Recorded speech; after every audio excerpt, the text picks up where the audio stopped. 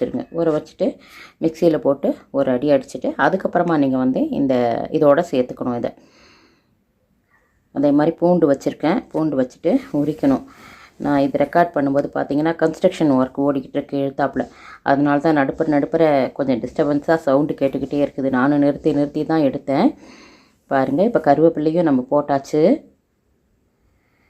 இப்போ இதில் வெங்காயம், மஞ்சத்தூள், உப்பு, கடுகு போட்டேன், ஜீரகம் போட்டேன், கருவேப்பிலை போட்டுட்டேங்க.